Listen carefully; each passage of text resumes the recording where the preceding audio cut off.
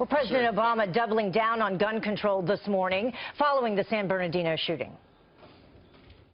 We know that the killers in San Bernardino used military-style assault weapons, weapons of war, to kill as many people as they could. It's another tragic reminder that here in America, it's way too easy for dangerous people to get their hands on a gun. So is the fact that you have a gun at home really the problem? Here to react is 2016 presidential candidate, former Arkansas Governor Mike Huckabee. Governor, it's great to see you this morning. The president has identified a cause, a root cause here, and it's you and me and everybody else who owns a gun in this country. Do you think middle America's gun ownership is really the threat to our safety? Well, he's always thought it was. In the New York Times, in a front-page editorial I just read a moment ago, a very rare thing, they also say we just have to accept some restrictions to the Second Amendment. So I'm wondering, would they be willing to accept some restrictions to the First Amendment imposed on them by people like me? I don't think so. This is absurd because it was not so much which weapon was used, it was the intent of the killer. These are terrorists, and they were making pipe bombs. If they could have used the pipe bombs more effectively, that's what they would have done. So take away their assault weapons. Look, a pencil is an assault weapon if you put it in the hand of somebody who wants to kill you. We're also hearing from the Attorney General's office, specifically from Loretta Lynch's office, that one of her big concerns is about cultural insensitivity towards Muslims, that if it reaches a certain level, they are going to act. We also learned in the wake of this that neighbors were unwilling to tell police or authorities that they noticed a large number of Muslims going in and out of this house, maybe in and out of the garage area. Have we become too politically correct? Well, we really have. Look what happened with Clock Boy down in Texas. Now, I'm not saying that situation was handled in a completely perfect way, but, you know, we hear these people say, and you see the signs in the New York subways, if you see something, say something. Now people are afraid if they say something, they're going to be labeled a xenophobe, a bigot, a hater, a racist. Nobody wants to be labeled that. Nobody wants to be ostracized.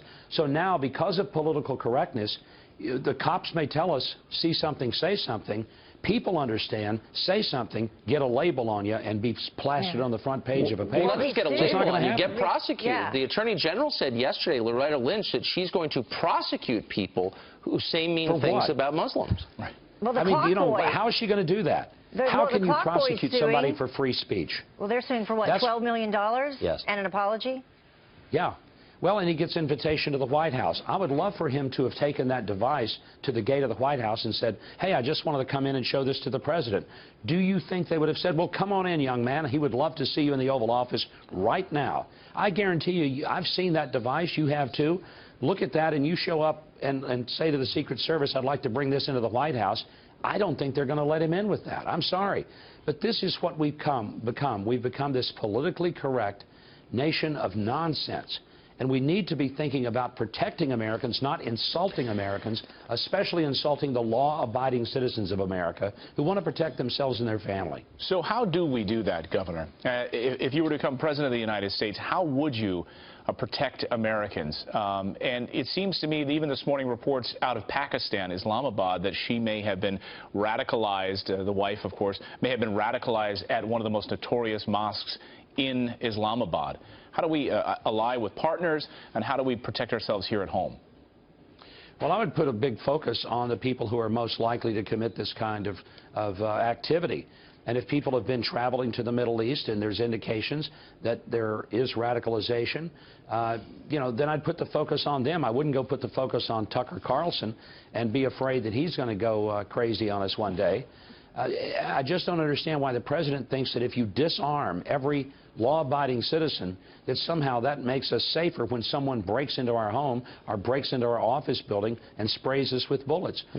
Look, the point has always been that if criminals and terrorists don't obey the laws that we already have and respect human life, you can pass all the laws you want to. It's not going to make them suddenly say, oh, well, that makes it different. I'll start now abiding by the law and start acting like a human being instead of an animal. Governor, I liked one of the comments that you made last night. You talked about these two individuals, and one of the things they want to do is take guns away from those people that are on the no-fly list.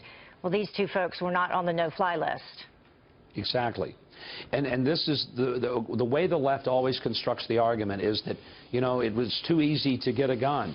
Well, part of that is because you know, you have people who came to this country with visas, they came with passports. If this woman was in fact a radical when she came and radicalized her husband, then I'd like to ask not so much why should we take Tucker's gun or my gun away, but why didn't we do a better job of vetting this person? And now you want to bring several 100,000 refugees to this country and we don't know really who they are? That's why Americans are just in a rage. We feel like our government is working against us rather than trying to protect us. Well, you can tell exactly what side the president's on.